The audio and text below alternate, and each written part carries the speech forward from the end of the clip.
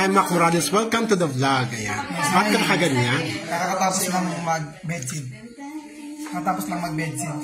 Bedsin? Yes. Kaya pala amoy sunro.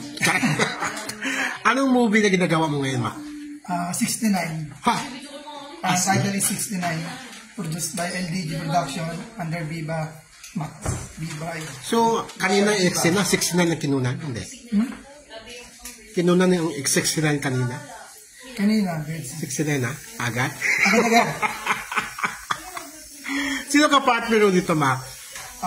Si Gian, si Ashley, tsaka si Kim. Tatlo? Yes po. Grabe ka. Pacman. Movie lang. Asa ba si ano dyan? Yun, to? Nakabihis na. So, pang ilang movie mo na to sa Viva Max? Siguro pang 7. Bro, ano? mayaman mo. Hindi. O, tigwa 1 million ang TA. Pumarok na 7 million, Mac Morales. Sana totoo. Ayan. So, ilang movie pa ang dapat mong gawin sa Viva Max? Marami kasi. Wala ka namang kontrata doon, basta kung gusto mo lang mag-ano na. Pag maraming project pa. Marami pa. Laban lang alaksan. Pero syempre pa, member ka ng Magic Voice, di ba? Paano mo mapagsabay yung yung pagkanta, pagsayaw, tsaka yung pag-arte, pag-hubad? Time management. Wow! Time management talaga. Paano time management?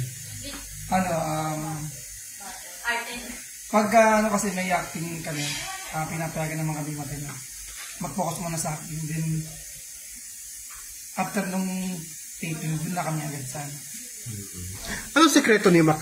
Kasi matagal na kitang kilala eh. Before pandemic pa. Pero ganun pa rin, fresh na fresh ka pa rin. Ano ang ginagawa mo? Samantalang kami mga dugyot na mga mukha namin. Ano lang po? Ito ba mga ginagamit mo lahat? Hindi. Sa makeup artist yan. Ano lang, talaga lang sa katawan. Pero madalas din kasi ako. Mas lalo ka nagiging fresh ngayon. After 6 years? 5 years? So, anak na macho dancer? Wala pagbabago. 4 years. Ano lang, tamang Tamang 69. Tsaka unting dasal. Dasal. Ayan. So, yan po si Mac Morales. Vitamins din talaga. Kailangan din talaga natin mag-vitamins kasi lalo na ngayon, paiba-iba yung klima ng panahon. Tsaka maligaya ka sa ginagawa mo. Yan ang maganda eh. Nag-reflect sa mukha mo. Pero pag hindi mo gusto yung ginagawa mo, tsaka. Lahat naman tayo na-stress eh. Kaya gawin agad yung solusyon. Mga wag Speaking of Magic Voice, may show kayo sa June 11? Yes, sa Cebu. Saan? Sa Cebu eh. Pinulos, Barili, Cebu. Kasama niyo yung si Juana the Twins. Anong maasahan sa show niyo doon? Ayun, may abangan silang kakaiba.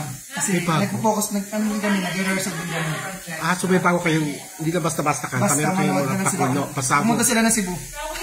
Kasi yun province yun yung manager nyo, dapat pagkakitang gilas kayo. Diba? O sige, mo na, manawagan ka na sa mga taga Cebu na panoorin kayo. Yan, shoutout nga pala sa mga taga Cebu. Abangan nyo po ang Bisaya. Hindi po ako marunong Bisaya. Shoutout po sa lahat ng mga taga Cebu. Diri. Ayun, abangan nyo po kami dyan.